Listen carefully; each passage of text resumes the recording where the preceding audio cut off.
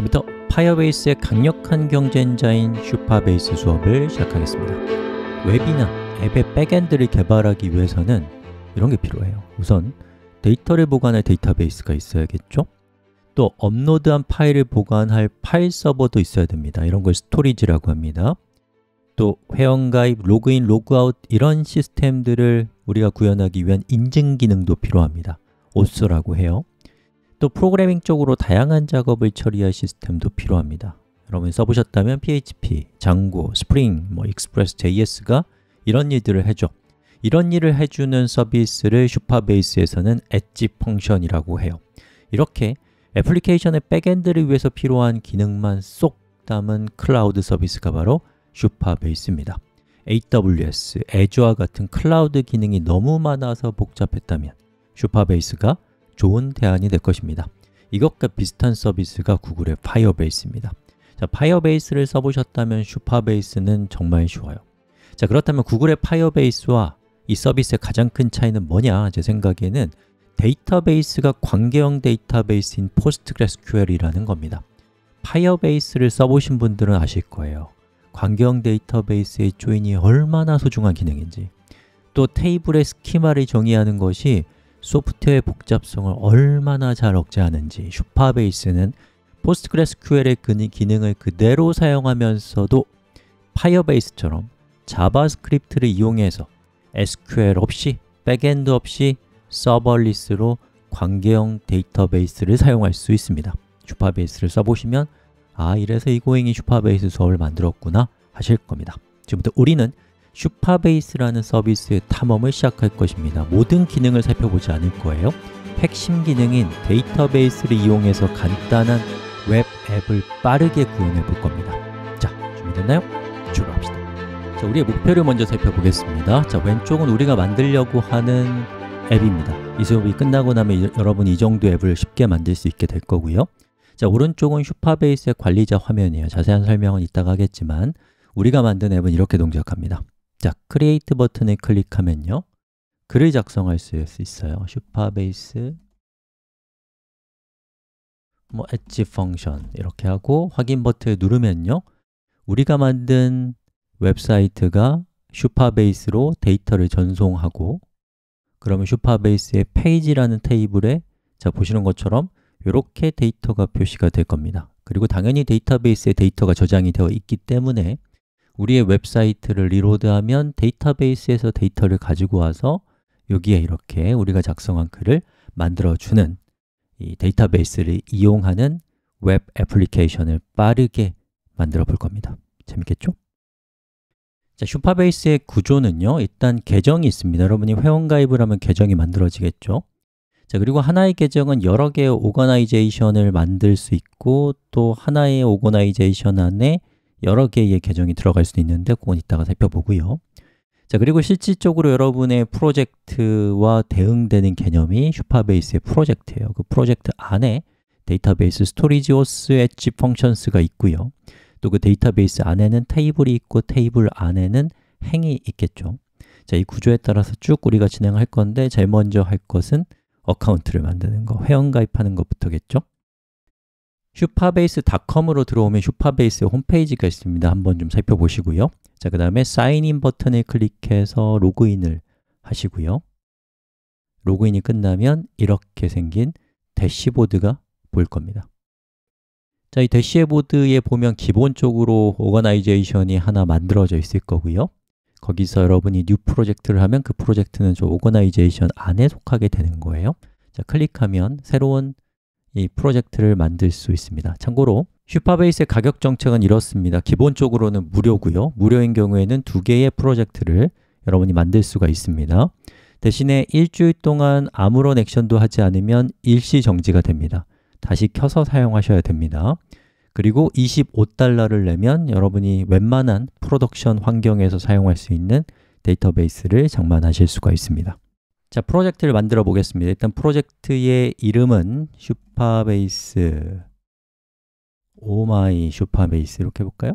자, 그리고 데이터베이스 패스워드는 중요하지 않아요. 나중에 어쩌다가 필요할 수 있는데 슈퍼베이스에서는 패스워드를 사용할 일이 별로 없습니다. 자, 제너레이터 패스워드를 클릭하면 자동으로 패스워드를 생성하는데 나중에 바꿀 수 있으니까 그냥 이렇게 넘어가자고요. 자, 그리고 여러분의 슈퍼베이스의 여러 가지 서비스들을 어디에 위치시킬 것인가? 여러분의 고객들과 가까운 곳에 위치시키면 되겠죠? 자, 클릭해 보시면요. 저 같은 경우는 서울을 선택하겠습니다.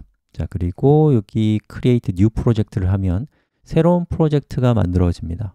프로젝트를 생성하면 이 프로젝트에 대한 대시보드가 나오는데요. 자, 여기 왼쪽을 보시면 이 슈퍼베이스의 주요한 서비스들, 데이터베이스, 또 인증, 그리고 스토리지, 파일 서버, 그리고 엣지 펑션, 그리고 리얼타임 이렇게 주요한 기능들이 여기에 모여 있고요. 역시나 제일 중요한 건 데이터베이스이기 때문에 데이터베이스와 관련된 기능은 여기, 이쪽에 모여 있습니다. 그래서 이 중에서 테이블 에디터를 클릭하면요. 이렇게 생긴 화면이 뜨고 여기서 우리가 테이블을 만들 수가 있습니다. 자, 제가 만들 테이블의 이름은요, 페이지입니다. 자, Create New 테이블을 클릭해서 테이블을 생성하는 페이지가 나왔고요. 여기에서 페이지라고 입력하고 그 다음에 여기 보시면 이거 중요합니다. RLS, Low Level Security를 기본적으로 enable 되어 있거든요. 근데 Low Level Security는 좀 어려워요. 그래서 우리 입문 수업에서는 불필요하게 복잡성을 높일 수가 있기 때문에 요거는 끄고 일단 진행하겠습니다. 제가 후속 수업에서 챙겨 드릴 거예요. 일단은 여러분이 RLS가 꺼져 있는 상태로 만든 제품은 프로덕션 환경에서 쓰면 안 된다 라는 것만 기억하시면 됩니다. 지금 단계에서는요. 자, confirm. 자, 그리고 밑으로 쭉 내려가 보면요. 여러분이 만들 컬럼을 지정할 수가 있는데 기본적으로 ID 컬럼이 있습니다. ID 컬럼은 primary로 지정되어 있고요. 이렇게 클릭해 보면 아이덴티티로 지정되어 있기 때문에 여러분이 행을 만들 때마다 ID 컬럼의 값이 1씩 증가되기 때문에 식별자로 사용할 수 있는 거예요. 자, 그리고 created at 이라고 하는 컬럼도 미리 정의되어 있고 이것의 데이터 타입은 timestamp z이고 그리고 now가 되어 있기 때문에 여러분이 특별히 저 컬럼을 언급하지 않으면 행이 생성될 때마다 자동으로 현재 시간이 적히게 됩니다. 자, 우리가 필요한 거는 제목과 또 본문을 적을 컬럼이 필요하기 때문에 타이틀 바디를 만들었고요. 웬만하면 위치가 보기 좋은 데가 좋으니까 ID 다음으로 얘를 올리겠습니다. 자, 그리고 타이틀의 경우에는 데이터 타입을 텍스트로 하면 되고요. 자, 바디도 마찬가지로 텍스트로 지정하시면 됩니다. 자, 그리고 뭐 너를 허용할지, 값이 없어도 되는지 아닌지 뭐 지정하시면 되고 뭐 기타 등등의 것들은 여러분들이 한번 찾아보시면 좋겠습니다. 자, 그렇게 해서 이제 세이브 버튼을 누르면 페이지 테이블이 생겨나요. 한번 볼까요? 짜잔! 이렇게 테이블이 만들어졌습니다. 뭐 하세요? 박수! 자, 그리고 테스트로 행을 하나 추가를 해볼까요? 자, 여기 보시면 인서트가 있습니다. 클릭하면 인서트 로우가 있어요. 자, 클릭하면 여러분이 행을 추가하는데 id의 경우에는 아이덴티티로 지정되어 있던 거 기억나시나요? 그렇기 때문에 특별히 언급하지 않으면 자동으로 일씩 증가됩니다. 자, create at 같은 경우도 now가 디폴트이기 때문에 지정하지 않아도 되고요. 여기 타이틀에다가 우리 슈퍼베이스 데이터베이스 그리고 바디에는 데이터베이스 is 땡땡땡이라고 하고 세이브 버튼을 누르면 행이 추가가 됩니다. 자, 추가됐죠? 박수! 자, 제가 슈퍼베이스를 되게 좋아하는 이유 중에 하나는 AI와 굉장히 강하게 통합되어 있다는 거예요. 자, 우리가 관계형 데이터베이스의 경우에는 SQL이라고 하는 관계형 데이터베이스용 컴퓨터 언어를 이용해서 표도 만들고 행도 추가하고 할 수 있잖아요. 자, 슈퍼베이스에서는요, 그걸 하고 싶다면 SQL 에디터를 클릭하시면 됩니다. 자, SQL 에디터에서 여기에 Ask 슈퍼베이스 AI라고 되어 있는 부분에다가 예를 들면 페이지 2 테이블을 만들 거야. 이 테이블은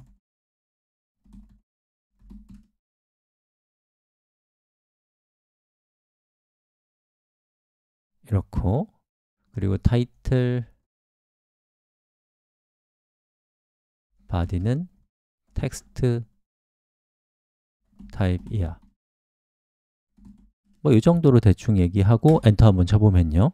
슈퍼베이스가 AI가 동작해서 우리에게 SQL문을 이렇게 만들어 줍니다. 이렇게 생긴 SQL을 만들어 주고요. 그럼 여기서 이게 마음에 들면요, Accept Change를 클릭하면 이게 에디터로 딱 들어와요. 그 상태에서 Run 버튼을 누르면 자, Running이 뜨고요, Success가 뜨면 제대로 생성됐다는 뜻입니다. 테이블 에디터로 가보시면 페이지 2가 잘 생성된 걸 볼 수 있죠. 정말 좋죠? 자, 그럼 지금부터 우리의 웹 애플리케이션에 슈퍼베이스를 통합하는 방법을 살펴보겠습니다. 자, 오른쪽에는 JSBin이라고 하는 사이트에서 제가 미리 코딩을 해놨습니다. 제가 타이핑하면 좀 답답하실 테니까. 자, 그리고 왼쪽은 슈퍼베이스의 대시보드를 열어놨습니다. 이 두 페이지를 왔다 갔다 하면서 통합하는 과정을 보여드릴 텐데 여러분도 JSBin 같은 서비스 하나 열어서 여기서 진행을 하시면 되겠습니다. 자, 우선 여러분이 슈퍼베이스를 사용할 때 SQL을 이용하는 방법도 있겠지만 자, 그때는 이제 Node.js나 Python, 자바 같은 그런 중간에 존재하는 시스템이 필요해요. 저는 이 웹사이트에서 HTML과 자바스크립트만을 이용해서 그런 백엔드 시스템을 생략하고 바로 데이터베이스랑 접속해서 아주 간결하게 또 빠르게 애플리케이션을 만드는 방법을 보여드릴 겁니다. 자, 그러기 위해서는 슈퍼베이스 자바스크립트 라이브러리가 필요한데요. 한번 검색 한번 해보겠습니다.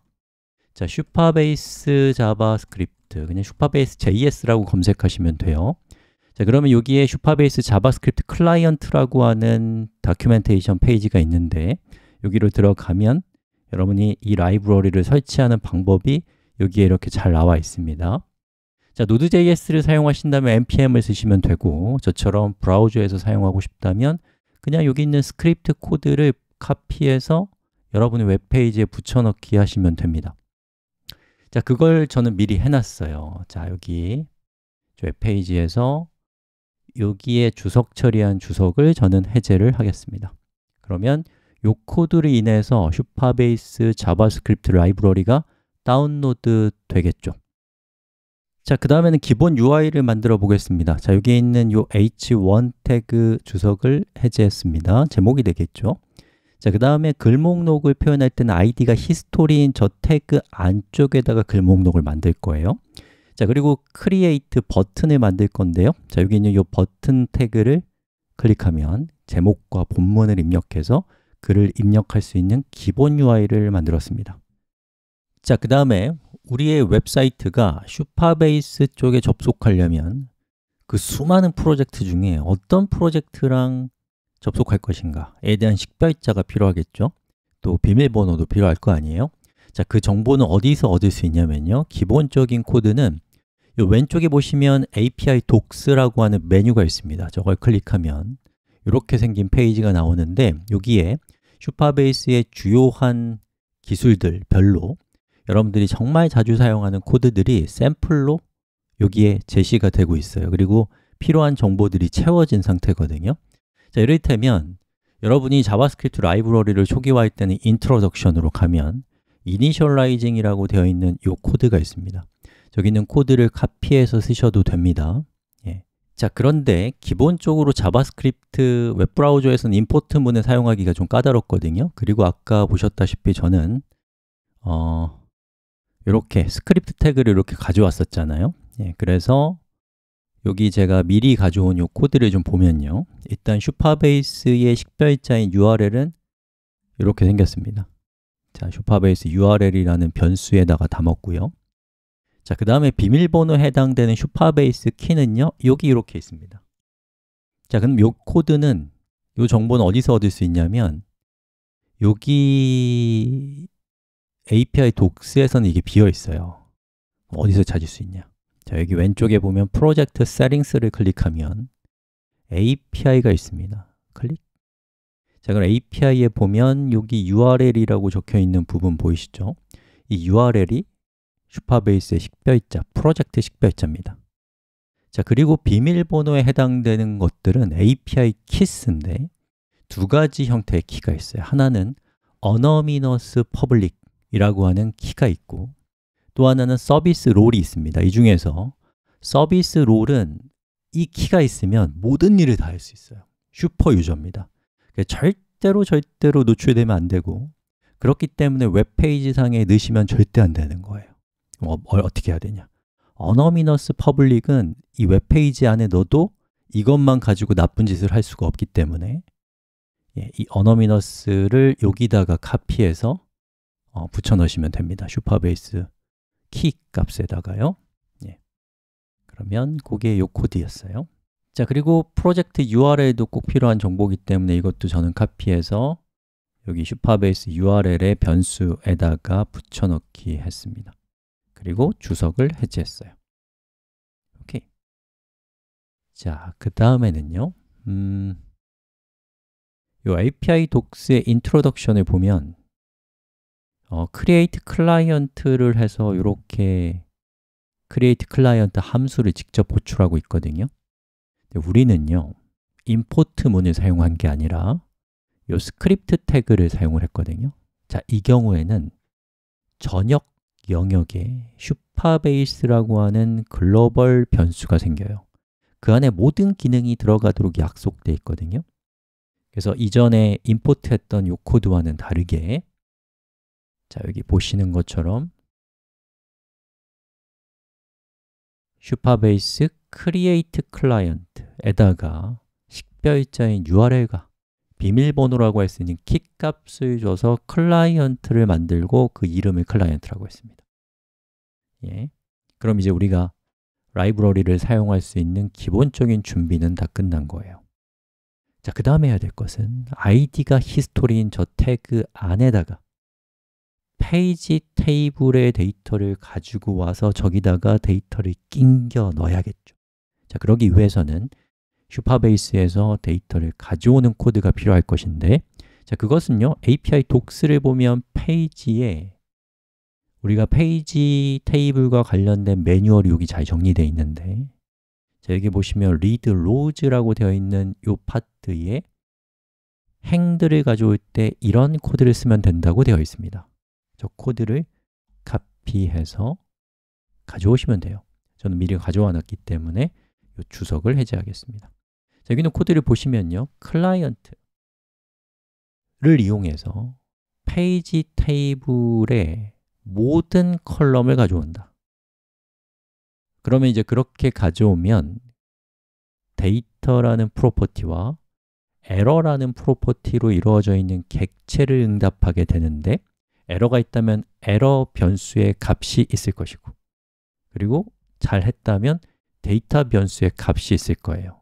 근데 데이터는 너무나 일반적인 이름이기 때문에 레코드라는 이름으로 지역 변수화 시켰기 때문에 우리는 이제부터 레코드를 통해서 데이터에 접근할 수 있다는 것입니다.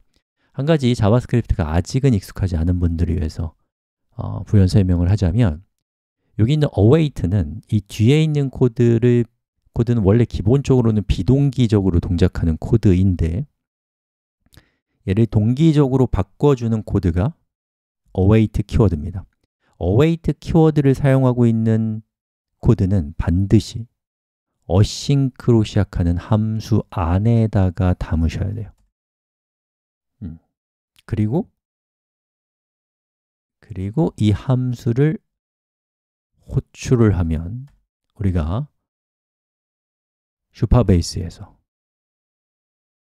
자바스크립트를 이용해서 데이터를 직접 가지고 와서 온 거죠. 그리고 그 결과를 우리 콘솔 로그로 한번 찍어 보자면요, 저장을 했고요, run with JS를 해보면, 자, 보시는 것처럼 우리 서버에 있는 데이터, 슈퍼베이스 is, 데이터베이스 is라고 하는 바디와 슈퍼베이스 was is라고 하는 바디 값을 가지고 있는 두 개의 행을 배열에 담아서 응답한 것을 볼 수 있죠.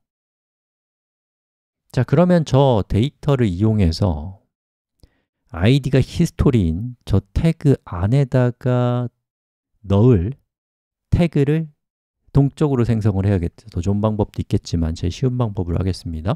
자, 저는 태그라는 변수를 만들었고요, 레코드의 원소의 개수만큼 반복문을 실행을 시켜서 각각의 원소를 이렇게 생긴 문자열로 만들어서 걔를 태그에다가 추가했습니다. 그리고 저 태그 변수를 id가 히스토리인 태그의 inner html에서 낑겨 넣습니다.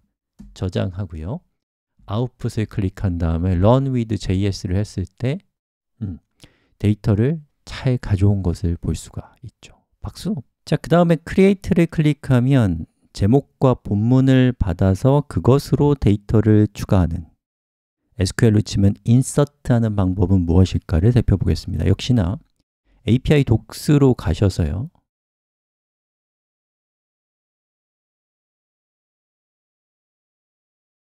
페이지로 가서 쭉 내려가 보시면 insert rows가 있습니다. 자, 여기 있는 코드를 카피해서 가져온 게 여기 있는 이 코드예요. 자, 주석 제거하고요. 자, 클라이언트의 .page, 페이지 테이블로부터 데이터를 insert 하는데 데이터를 여러 건을 한 방에 insert 할 수도 있기 때문에 배열 안에 한 건 한 건의 데이터를 객체로 만들어서 그것을 담은 겁니다. 자, 그래서 이 코드가 실행되면요, 프롬프트로 타이틀을 물어보는 창이 뜰 거예요. 거기에다가 타이틀 입력하면 여기에 값이 될 것이고 body도 마찬가지. 자, 그렇게 처리하고 나서는요, 리프레시 히스토리를 클릭해서 이 히스토리를 초기화를 하면 우리가 직전에 추가한 데이터가 추가된 화면을 볼 수 있을 것입니다. 이때에 이 코드는 await를 쓰기 때문에 async를 가지고 있는 함수 안에서 호출해야 되고요. 이 record handler라는 저 함수는 언제 호출되면 돼요? 여기 있는 요 create 버튼을 클릭했을 때, 저 버튼은 id가 create btn이죠. 그래서 저는 document query selector로 id가 create btn인 태그를 선택하는 코드를 작성을 하고 add event listener를 이용해서 이 버튼에다가 이벤트를 설치합니다. 그 이벤트는 클릭했을 때 이 record handler가 호출되는 코드인 거죠. 자, 이렇게까지 하고 run with JS 다시 한번 눌러주고요. 자, create edge functions is 땡땡땡 하고 확인 버튼 누르면 데이터가 추가가 됐고 슈퍼베이스 안에도 데이터가 추가된 것을 볼 수 있습니다. 박수! 축하합니다. 더 많은 내용을 공부하고 싶다면 지식지도 서마를 방문해 주세요. 후속 수업을 준비해 놓겠습니다.